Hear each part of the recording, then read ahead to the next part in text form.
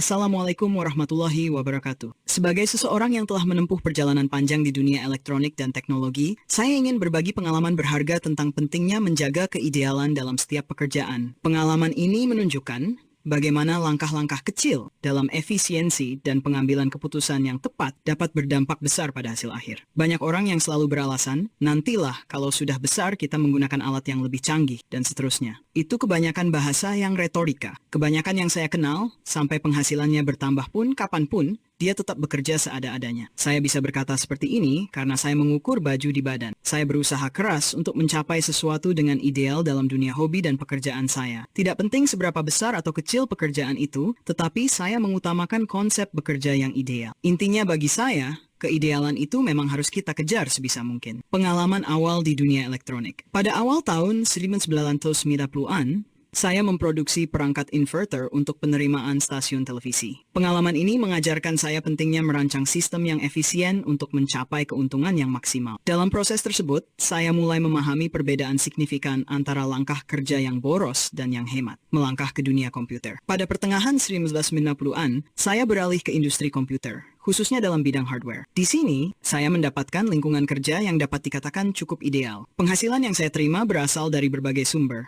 mulai dari gaji tetap hingga bagi hasil. Namun, industri komputer pada waktu itu sedang mengalami transformasi besar. Ukuran komponen seperti IC dan chip semakin kecil, dan era handphone mulai masuk. Salah satu momen penting terjadi ketika saya meminta bos saya untuk membeli solder uap. Pada waktu itu, solder UAP seperti merek Hakko atau Good masih tergolong barang mewah di Indonesia. Harganya mencapai 20 juta lebih rata-rata, dan bahkan tip solder saja seharga 500.000. Sayangnya, permintaan saya tidak dikabulkan. Mungkin karena perhitungan biaya yang dianggap tidak efisien. Padahal pada waktu itu, saya sudah sering memperbaiki handphone bos dan rekan-rekan dengan solder biasa yang sangat berat dilakukan. Perlu diketahui, solder biasa rata-rata harganya 20.000 hingga 50.000, sedangkan solder biasa merek Good Jepang harganya sekitar 100 ribuan hingga 200 ribu. Dampak krisis moneter. Krisis moneter pada tahun 1998 mengubah banyak hal. Banyak toko komputer termasuk tempat saya bekerja harus gulung tikar. Namun, toko-toko besar yang lebih solid tetap bertahan. Setelah itu, saya beralih ke bidang perbaikan handphone. Di sini saya menghadapi tantangan baru, memperbaiki handphone dengan solder biasa. Meskipun memungkinkan, pekerjaan ini sangat sulit dilakukan tanpa solder uap. Investasi pada alat yang tepat. Akhirnya, dengan berat hati, saya memutuskan untuk membeli solder uap merek Good, seharga sekitar 3 juta hingga 4 juta yang termurah. Harga ini jauh lebih murah dibandingkan Hakko, tetapi tetap jauh lebih mahal daripada solder biasa. Hasilnya, investasi ini terbukti sangat menguntungkan. Pendapatan saya meningkat berkali lipat, terutama karena saya menjadi orang pertama di Palembang yang menggunakan solder uap untuk perbaikan handphone. Perusahaan komputer terbesar di Palembang yang asetnya mencapai triliunan rupiah bahkan tidak memiliki solder uap. Informasi ini saya dapatkan dari manajer hardware-nya yang merupakan rekan saya. Fakta ini semakin menegaskan